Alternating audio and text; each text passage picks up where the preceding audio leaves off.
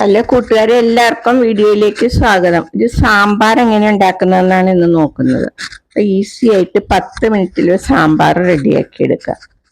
അപ്പൊ ഇതിനായിട്ട് ചെറുപയറ്റും പരിപ്പാണ് ഞാൻ എടുത്തിരിക്കുന്നത്. പരിപ്പ് കഴുകി വൃത്തിയാക്കിയിട്ട് കുക്കറിലേക്ക് ഇട്ട് നമുക്ക് വിസിൽ കേൾപ്പിച്ചെടുക്കണം ആദ്യം. അപ്പൊ ഇതിനായിട്ട് പാകത്തിന് ഉപ്പിടാം, പിന്നെ 2 പച്ചമുളക് അരിഞ്ഞതിടാം, ഒരു സവോള അരിഞ്ഞതും കൂടെ വെള്ളം പാകത്തിന് 2 ഗ്ലാസ്സൊക്കെ ഒഴിക്കാം.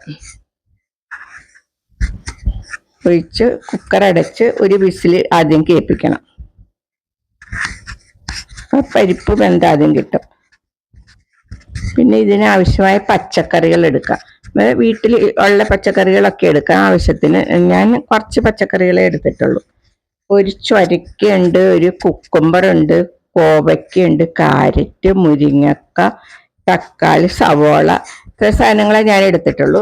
പിന്നെ കൂടുതൽ കഷ്ണങ്ങൾ വേണ്ടവർക്ക് കൂടുതൽ കഷ്ണങ്ങൾ ഇടാം.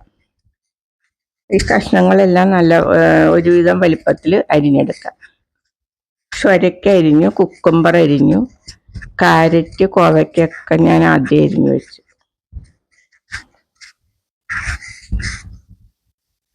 പിന്നെ കുറച്ച് അച്ചിങ്ങ ഉണ്ട്, അച്ചിങ്ങ ഇങ്ങനെ ഒരുവിധം വലിപ്പത്തിൽ അരിഞ്ഞെടുത്തിടാം.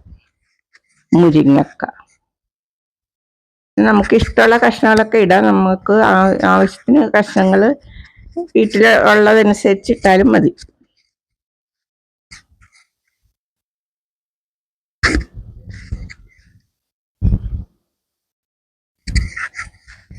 കഷ്ണങ്ങളെല്ലാം അരിഞ്ഞെടുത്ത് കഴുകി വാരി എടുത്ത് വെക്കണം.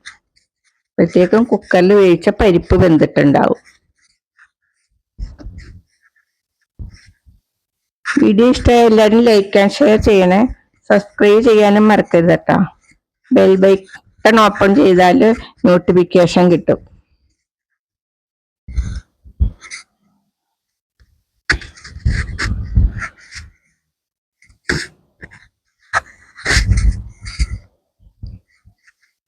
കഷ്ണങ്ങളെല്ലാം അരിഞ്ഞെടുത്തതിന് ശേഷം കുക്കറിലേക്ക് കുറേശ്ശെയായിട്ട് ഇട്ട് എടുക്കാം.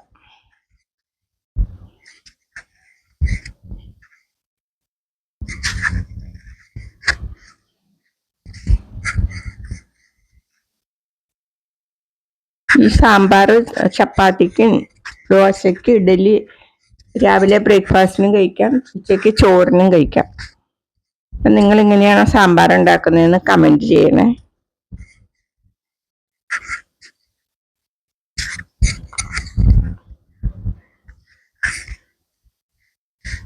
കഷ്ണങ്ങളെല്ലാം ഇട്ട് കഴിഞ്ഞ് വീണ്ടും കുറച്ച് വെള്ളം കൂടി ഒഴിക്കാം. സാമ്പാറിനാകുമ്പോൾ കുറച്ച് വെള്ളം ഒഴിക്കാമല്ലോ.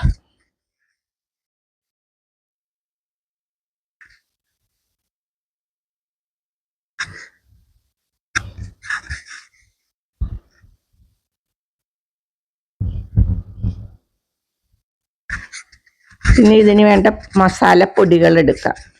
ഇതിനായിട്ട് ഞാൻ ഇപ്പോൾ 2 സ്പൂൺ മുളക് പൊടി, 3 സ്പൂൺ മല്ലിപ്പൊടി, മഞ്ഞപ്പൊടി, കായപ്പൊടി, ഇത്രയാണ് എടുത്തത്. ഇതെല്ലാം കൂടെ എടുത്തിട്ട് ഞാനൊരു പാനിലിട്ടൊന്ന് ചൂടാക്കിയിരുന്നു. ചൂടാക്കിയതിന് ശേഷമാണ് കുക്കറിലേക്ക് ഇട്ടത്. കായപ്പൊടി അങ്ങനെ തന്നെ ഇടാം. ഇതെല്ലാം കൂടെ ഇളക്കിയിട്ട് കുക്കറിൽ ഒരു 4 വിസിൽ കേൾപ്പിച്ച് വേവിച്ചെടുക്കും. ഇതൊരു ചട്ടിയിലേക്ക് മാറ്റണം. അത് കഴിഞ്ഞ് നമുക്ക് ഇതിനാവശ്യമായി പുളിവെള്ളം ഒഴിക്കാം. വാളംപുളി വെള്ളം, പുളിക്ക് ആവശ്യമായത് അതും കൂടി ഒഴിച്ച് സാമ്പാർ തിളയ്ക്കുമ്പോൾ സ്റ്റൗ ഓഫ് ചെയ്യാം. ഉപ്പ് പാകത്തിന് പോരെങ്കിൽ ആവശ്യമുണ്ടെങ്കിൽ വീണ്ടും ഇടാം.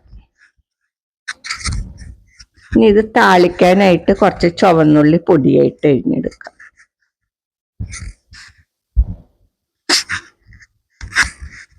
ഒരു ചെറിയ പാത്രം, കൈപ്പാത്രം വെച്ചിട്ട് അതിലേക്ക് വെളിച്ചെണ്ണ ഒഴിച്ച് താളിക്കാനായിട്ട് ചൂടാക്കാം. എണ്ണ ചൂടാവുമ്പോൾ കടുക് ഇട്ട് പൊട്ടുമ്പോൾ ഇത്തിരി ഉലുവയും കൂടെ ഞാനിട്ടു. ഉലുവ ഇട്ട് പൊട്ടിച്ചെടുക്കും. അതിലേക്കാണ് അരിഞ്ഞു വെച്ചിരിക്കുന്ന ചുവന്നുള്ളിയും കരിവേപ്പിലയും ചേർക്കാം.